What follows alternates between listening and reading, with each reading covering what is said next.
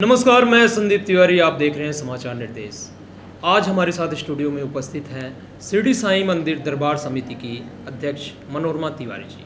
बहुत बहुत स्वागत है।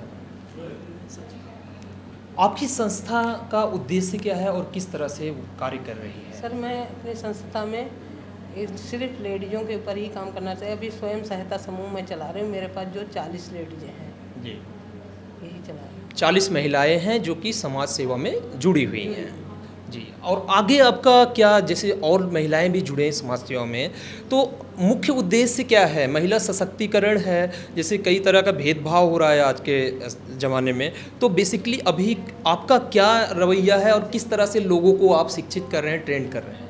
सर, मैं लेडीज़ों को करती कोशिश तो कर रही हूँ, मगर अब कुछ लोग हैं जो नहीं आते, कुछ लोग आते हैं, कुछ लोग लेडीज़ें तैयार भी कर रही हूँ, मगर अब उनके ऊपर भी डिपेंड होता। मैं तो ये चाहती हूँ कि लेडीज़ें इतनी शक्ति हो जाए कि जो समाज में है ना कुछ कर सकें। मैं इसलिए उनको स्वयं सहायता समूह से जोड़ रही हूँ कि अगर आपका मतलब आना होगा तो ज़रूर कुछ ना कुछ होगा जी।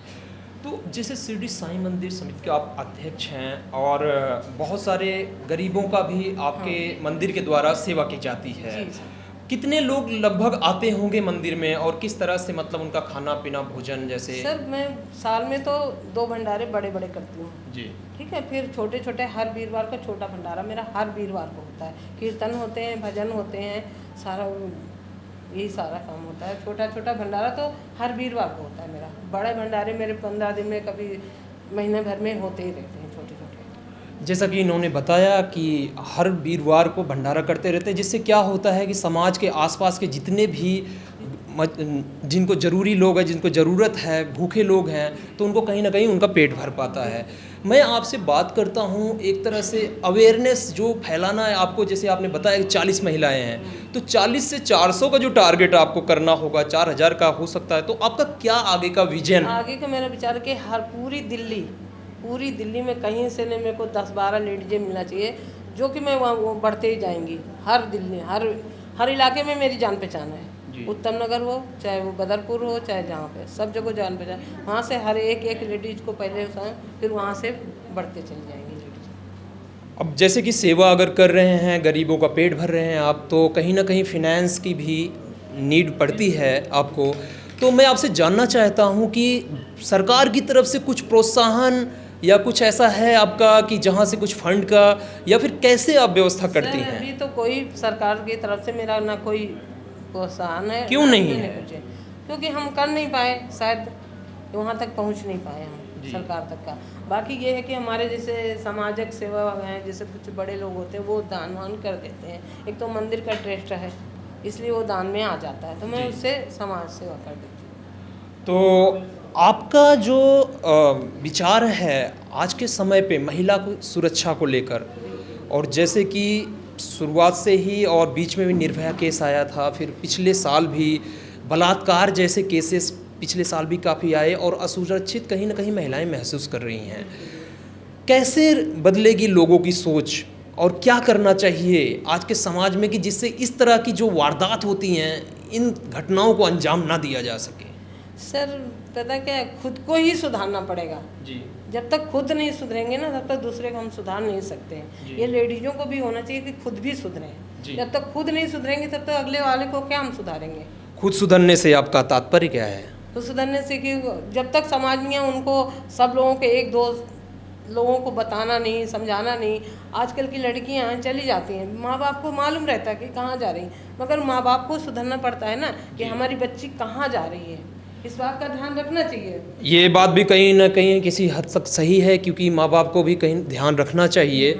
और लेकिन कई ऐसे सेक्टर हैं, कॉरपोरेट सेक्टर हैं, जहाँ पर वो ज़रूरत बन जाती है कि जैसे कि रात में भी नाइट शिफ्ट भी, अभी जैसे कि जॉब पर जाना है, तो ये बात तो सही है कि पहनावा भी होना चाहिए उस ढंग का या जो भी है। बट कई लोग इस पर मुद्दा उठाते हैं कि लेकिन हम ऐसा क्यों, हमें फ्रीडम नहीं है, हम आज़ाद कैसे महसूस करेंगे? इस पर आपका क्या कहना है? आज़ाद रहो, मगर सर सीमा तक। जी। सीमा से बाहर आज़ादी अच्छी नहीं होती ना। हमारा ये इंडिया है, अमेरिका तो है जी। नहीं कि जहाँ फुल आज़ादी है। जी। अभी इंडिया में लोग अब हमारे जैसे बड़े बुजुर्ग हैं वो भी सवाल उठा देते हैं जी, ये लड़कियाँ कैसे घर से बाहर निकल गई, बिल्कुल बहुएं कैसे बाहर हैं, जीन्स पैंट पहन के जाती हैं, बहुएं नहीं जाती थी हमारे, मगर लड़कियों को तो अलाउ है। जी, बेचारी जी। घर में मतलब माँ बाप क्या नहीं करेंगे तो कहाँ करेंगी जाके। जी जी जी मगर आजकल बहुएं उनसे ज़्यादा तेज हो रही हैं। तो आज़ादी की एक लिमिट होनी चाहिए, और भी क्योंकि हमें देश के कानून का दायरा पता है कि हमारा देश की कानून व्यवस्था किस हद तक अभी है। हमारे इंडिया में इतनी छूट नहीं दी गई है। जी जी जी। जब और कानून व्यवस्था भी कहीं ना कहीं लाचार सी नज़र आती है एक तरह से, अगर देखें तो कानून व्यवस्था को किस नज़रिए से आप देखते हैं? सर कानून व्यवस्था तो कहीं नहीं, जब भी कोई केस हो जाता है वहाँ पे पुलिस बहुत आराम से पहुँचती है। जब पूरा केस ख़त्म हो जाएगा उसके बाद हम आपको बताते, मेरी एक गुड़िया थी, 1 साल हो गया, जी 10वीं में पढ़ रही थी, अभी एक्सीडेंट में अकेली थी, जी। एक्सीडेंट हुआ नीलिमा, जी वो कराला चौक पे एक्सीडेंट हुआ, सारी दुनिया देखती रही, बच्ची जगह पे ख़त्म हो गई, जगह पे ख़त्म हो गई, 1 ही साल हुआ है अभी, ओहो। और उसको उठा के सिग्नेस में भर्ती करा। सिग्नेस वालों ने यहाँ तक के नहीं छोड़ा कि मेरे को पैसा चाहिए, मरी मौत का भी पैसा चाहिए।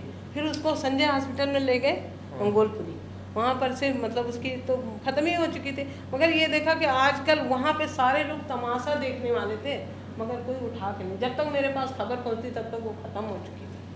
आपने बताया कि आप समाज जहाँ रहती हैं वहाँ के इर्द गिर्द आपकी जान पहचान भी है। बहुत ज़्यादा। एक आम आदमी जो यातनाएं सहता है उसके बारे में आपसे बताता हूँ कि जैसे एक आम आदमी की एफआईआर जब वो पुलिस स्टेशन जाता है, अगर उसकी दर्ज ना हो, क्या कारण होता है कि आप जैसे लोग, जैसे आप कह रहे हैं जान पहचान है, तो एक फ़ोन करते हैं और वो पुलिस तुरंत वो एफआईआर को दर्ज कर लेती है, लेकिन एक आम आदमी जब जाता है तो उसको कम से कम 3 दिन 4 दिन दौड़ाया जाता है, ऐसा क्यों? और ये सुधरेगा कैसे? मेरा सवाल आपसे ये है।